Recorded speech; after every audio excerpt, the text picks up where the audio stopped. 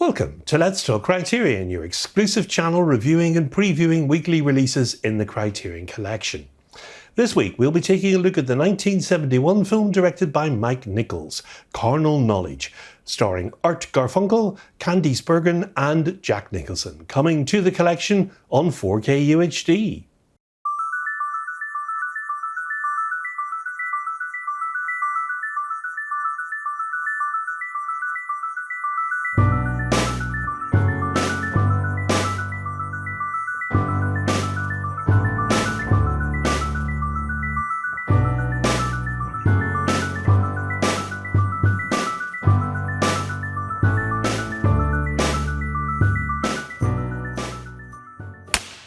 Mike Nichols was an American film director who worked across many genres, but had extensive improvisational experience in Chicago on stage in the 1950s. And in 1963, he made his directorial stage debut with Neil Simon's play Barefoot in the Park, a successful film with Jane Fonda and Robert Redford. His first feature was Who's Afraid of Virginia Woolf in 1966, followed by The Graduate in 1967 and Catch-22 in 1970. The film after that was Carnal Knowledge in 1971. The script was originally written to be performed as a play, but its writer, Jules Feiffer, sent it to Nichols, who developed it as a film screenplay. It contained numerous curse words, some of which had rarely been heard on screen prior to this. Now, the changes made in the morals of society in the 1960s and 1970s allowed a more frank discussions of sexual issues that were sometimes at odds with local communities. A theatre in Albany, Georgia showed the film in 1972, and the local police served a search warrant on the theatre and seized the film under the local obscenity laws. In March of that year, the theatre manager, Mr. Jenkins, was convicted of the crime of distributing obscene material. The Directors Guild of America and the Motion Picture Association of America appealed this ruling, and his conviction was upheld by the Supreme Court of Georgia. In 1974, the US Supreme Court found that the state of Georgia had gone too far in classifying material as obscene in view of its prior decision in Miller v. California, and overturned the conviction in Jenkins versus Georgia. Now, nothing in the movie falls within material which may constitutionally be found patently offensive, while the subject matter of the picture is in a broader sense sex, and there are scenes in which sexual conduct, including ultimate sexual acts, is to be understood to be taking place. The camera does not focus on the bodies of the actors at such times. There's no exhibition whatever of the actors' genitalia, lewd or otherwise, and during these scenes there are occasional scenes of nudity, but nudity alone is not enough to make material legally obscene. Appellant's showing of the film Carnal Knowledge is simply not the public portrayal of hardcore sexual conduct for its own sake and for the ensuing commercial gain, which we said was punishable. Avco Embassy re-released the film to theatres after this ruling, using the tagline, "The United States Supreme Court has ruled that carnal knowledge is not obscene. See it now." Now, the film stars Jack Nicholson as Jonathan Forrest, Candice Bergen as Susan, Art Garfunkel as Sandy, Ann-Margret as Bobby, Rita Moreno as Louise, Cynthia O'Neill as Cindy, and Carol Kane as Jennifer. And it focuses on two men who meet in college, Sandy, Art Garfunkel, and Jonathan, Jack Nicholson, and their one-sided views of the main sexual relationships they have over 3 decades. Now, the one-sided nature of the film is important here. Rather than decrying the film for what it is not, a multifaceted and honest discussion of sex, the film still occasionally applies an almost feminist critique to its male leads by presenting them in such unforgiving lights. The film's episodic as well, as it returns to our two men at various points in their lives, namely when they meet in college in the late 40s, then again in the 50s, the 60s and the 70s. Now, the most enduring relationships is between the young men. They have an intense friendship forged during their college years, and for them, the blooming of their sexual lives. In fact, though it's not explicit, I felt there was this touch of will they or won't they, or perhaps Did they or didn't they? Between the two men. I mean, they begin by both having sex for the first time with the same woman at different times and unbeknownst to Art's character. And later Jonathan, that's Jack Nicholson's character, girl Bobby, Ann-Margret, seems to suggest that Jonathan is emotionally cheating on her with Sandy. And right after that, Jack and Art toy with the conception of swinging and switching women. And there's a sort of dependency that both men emit towards each other, though for different reasons. And perhaps natural sexual competitiveness between the two men often seems to bubble close to becoming something more physical. Now, this brevity and economy, and perhaps the fact that the screenplay was originally intended for stage, resulted in a film that relies less on action for major developments or insights than on a series of dialogues followed by vignettes, primarily during the time when Jonathan and Bobby were together. Now, in line with that, the actual filming employs a lot of close-ups of the main characters. The main character whose face is featured front and centre might not even be talking at the time, and the dialogue occasionally comes from off-screen, though the camera stays on one of the actors.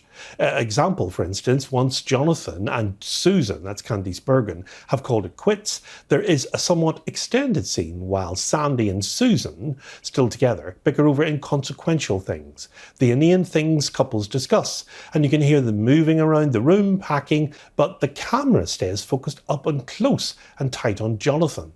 Susan, meanwhile, is repeatedly and forcibly trying to bring Jonathan into the conversation, that in kind of empty way that in the end only requires silent participation.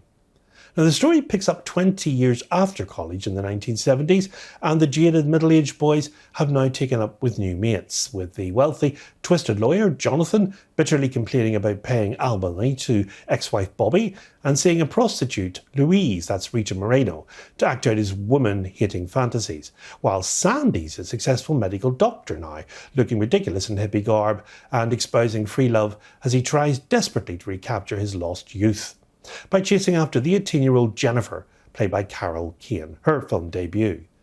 Brilliantly directed, Nichols focused on close-ups to reveal character, aided enormously by Pfeiffer's incisive dialogue and story. The rat-a-tat speed of the lines spoken by the actors is like the voices you hear in your head when trying to come up with the perfect retort. Nichols coaxed performances from his actors that underscored the faith he had in casting them. Jack Nicholson was a relative unknown at the time. Nichols had been entranced by his breakthrough in Easy Rider and was convinced he would be the next Brando. The bitterness of the character he played was evident from the beginning, but it's the subtle vulnerability that underscores his anger and impotence. Nicholson has since shown his greatness in dozens of films, but while some may be equal to this performance, none have been better. Art Garfunkel was remarkably effective too, as the ambivalent, malleable Sandy. Taking this role effectively ended the musical partnership he had had with Paul Simon, but he felt it was a risk worth taking. He was good enough that more roles followed, but very few actually did. Now, Candice Bergen is outstanding in her portrayal of Susan. Her ability to hold the screen is remarkable here, and she plays Susan as manipulated by Jonathan but not as victim. Intellectually superior to both men, she was a full participant in her seduction in a way that ruined the feeling of conquest, fueling Jonathan's every move, but intrigued and ultimately defeated Sandy. Bergen's Susan was the quintessential modern woman surrounded by Neanderthal cavemen. So strong is her portrayal here that her presence is felt long after she disappears from the screen. Now, Ann-Margret as Bobby gave an excellent performance also. She was no one's first choice for the role, but she fought for it because she knew she was right for it. Her audition laid to rest any hesitation that Nichols, who had reached out unsuccessfully to Raquel Welch, Karen Black and Jane Fonda, had. Ann-Margret is gorgeous beyond belief. She has a perfect body, beautifully sculpted face and haunting eyes. Her voice has a natural tremor as well that would break your heart, and it does. And this was the film that changed her career and broke her out of the stereotypical sex kitten roles for which she had previously become known. And finally, and it's in terms of the film and in terms of its defining moment, Rita Moreno playing Louise, Jonathan's sex of last resort when impotency has taken over mind and body. Now, Moreno's purr as Louise is her livelihood, but look into her eyes, just her eyes, and you recognise the self-loathing that she has. Shockingly, this picture and almost everyone in it was ignored during the awards season. Only Ann-Margret was nominated for an Academy Award, and it was a very well-deserved nomination for an actress whose previous roles had made her less than a sex pot with a good singing voice. But what of Candice Bergen, whose role anchored the film, or Rita Moreno, whose portrayal of the prostitute serving her client as much with her voice as with her mouth, or Jack Nicholson, who rocketed this picture to the heights it achieved? Nothing at the awards. Special note here needs to be made of the production design by Richard Silbert, who made the subtle changes to the set that established time frame. Giuseppe Rotunno, the cinematographer, used extreme close-ups that defined character, creating a sense of claustrophobia for the viewer. Now, if you've seen this film before, see it again. And if you've never seen it, well, you must see it. It may have been released in 1971, but it speaks clearly to us today. And as the French say, the more things change, the more they remain the same. Carnal Knowledge comes as a 4K UHD Blu-ray combo, and it has a Dolby Vision HDR encode. It has two discs, a 4K UHD disc with the film and a Blu-ray with the film and these supplemental features. New audio commentary featuring filmmaker and playwright Neil Labute. New programme with Mike Nichols, biographer Mark Harris, and the film critic Dana Stevens. New interview with film editing historian Bobby Osteen. Conversation from 2011 between Nichols and filmmaker Jason Reitman. A Q&A with the screenwriter Jules Pfeiffer. A radio spot and a trailer. And an essay by the scholar Moira Weigel, and a 1971 piece from American cinematographer about the look of the film. And the cover art is by Caterina Sampaio. So controversial it became embroiled in an obscenity case that went all the way to the Supreme Court. Carnal Knowledge remains startling for its unnervingly frank look at post-war masculinity. Carnal Knowledge has a running time of 98 minutes, and it comes in a 2:3:5:1 aspect ratio, and it releases in the collection on Tuesday the 22nd of July as Spine 1270. And we already have a 4K edition of this film in the UK, distributed through Indicator Films. It's now available to buy, and it has new features and an attractive 80-page booklet accompanying the discs. Next time on Let's Talk Criterion, we'll be looking at You Can Count on Me, directed by Kenneth Lonergan from 2000, and it stars Laura Linney and Mark Ruffalo, and it's coming to the collection on 4K UHD. So from me, until then, as always, it's goodbye, and above all, good Criterion viewing.